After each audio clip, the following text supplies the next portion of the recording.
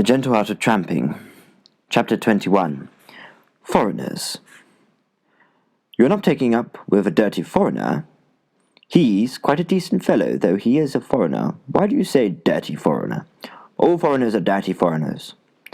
To the majority of Englishmen, foreigners are dirty foreigners, though, of course, to Americans, one concedes the name cousin. But when you travel about in the world, you soon find that in other countries we also are foreigners, perhaps even dirty foreigners. He is English, I've heard it asked. He's one of these people who think they own the earth.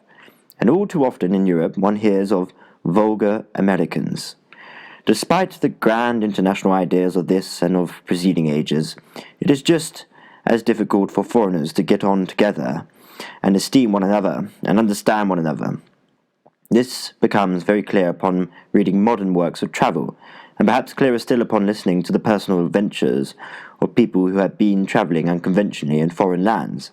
What is strange to us is comic. It strikes us as burlesque.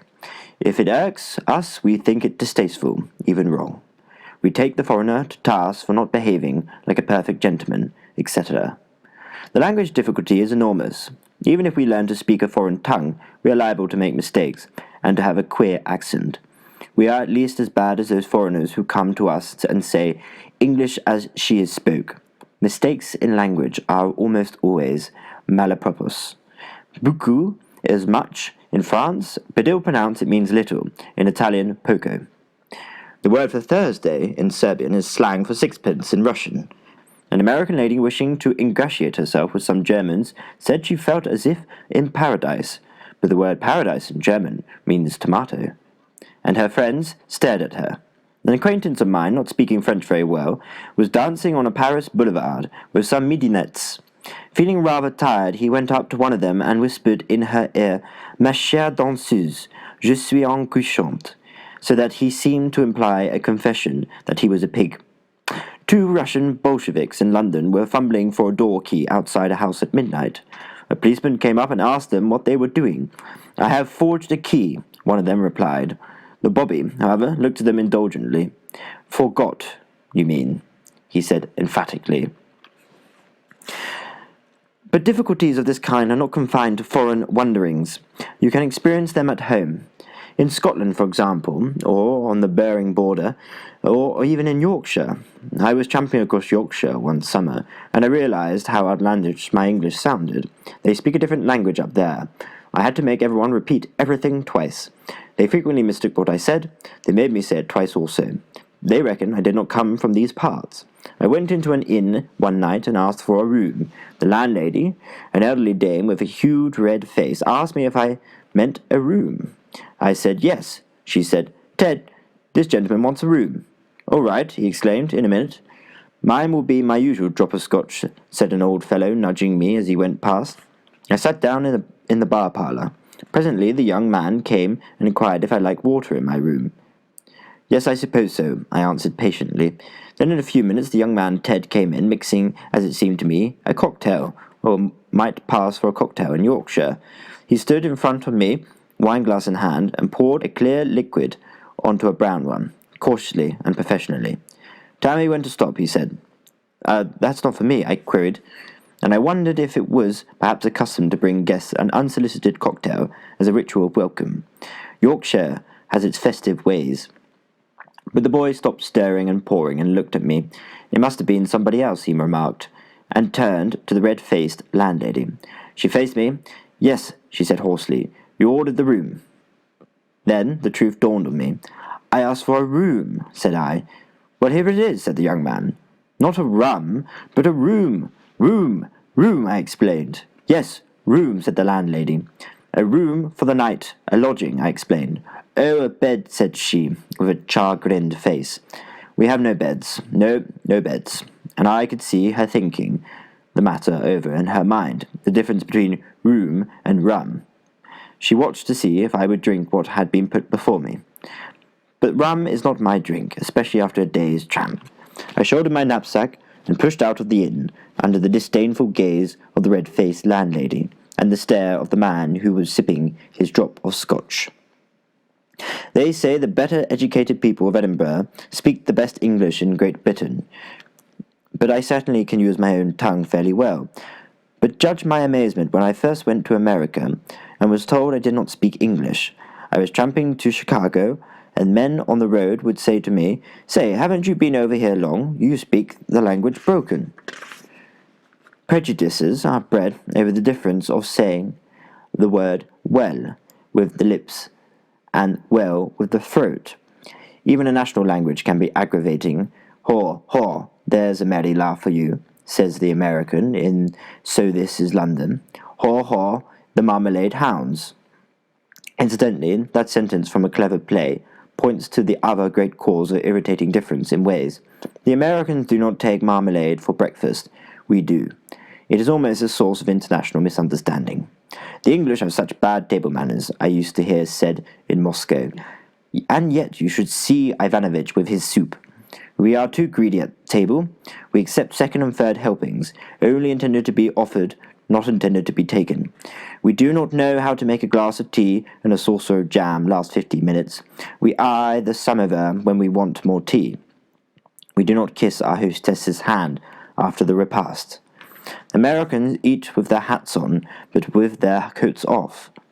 Russians smoke cigarettes between courses, Frenchmen tuck large towels into their collars, and pick their teeth with toothpicks while they talk, all very disgusting. Almost every variation in ways of eating is distasteful. The tramp, the wanderer in strange lands, should at least get over this. I am sure Oliver Goldsmith and George Borrow, two delightful wanderers, never fell foul of anyone for lack of speech or eating wrongly. They know how to counteract the effect of their own foreignness, and how to accept and enjoy differences in others. But unless the tramp intends to shun men and women altogether, he has to face the problem of liking his fellow man, however unlike to himself. It is part of the art of tramping to know how to meet your fellow man, and how to greet him, how to know him. You can get a companion who calmly tells you he intends to pick your brains during the tramp. That is very well, though the expression seems not too kind. It is easy to say, "I intend to get to know you during our wanderings together," though there, of course, the intention is towards something very different. It takes a long time to know a man. You may pick his brains in half an hour, and not get to know him in a lifetime. It is mawkish for a man to talk of love, except in love, but it needs a loving heart to know anyone really well. The man you tramp with is not a foreigner, albeit foreign enough in himself. As you may discover before you discover, he is kindred. You are thrown into intimate contact with him, even if the two of you are a couple of egoists, strongly self-centered. Something is bound to get across in a long tramp. That is one reason why tramping is such a healthful spiritual experience. The too sullied flesh does melt a little, the too solid heart does warm somewhat toward an outsider. But the chance met is much more difficult to meet, to greet, to understand. Of course, more difficult for some than others. There are genial, sympathetic souls who have an aptitude for taking a stranger at once to the heart. They are bright-eyed people, friendly at once and friendly for a long while. I have a prejudice in their favor, but, alas, there are not many of them. The warmest thing in the world is human affection. It is the most covetable, and it is the sweetest thing to give. And it is also the saddest thing to have refused. I believe the affectionate people take the most blows in life, but also they get the greater rewards.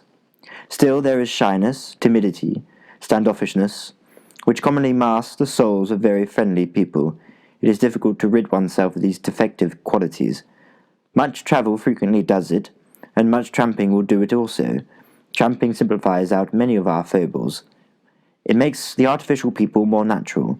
I have seen a man, afraid almost of his own shadow, in town become a bold and smiling boy upon the road, not afraid to meet anyone, and hold frank converse with him.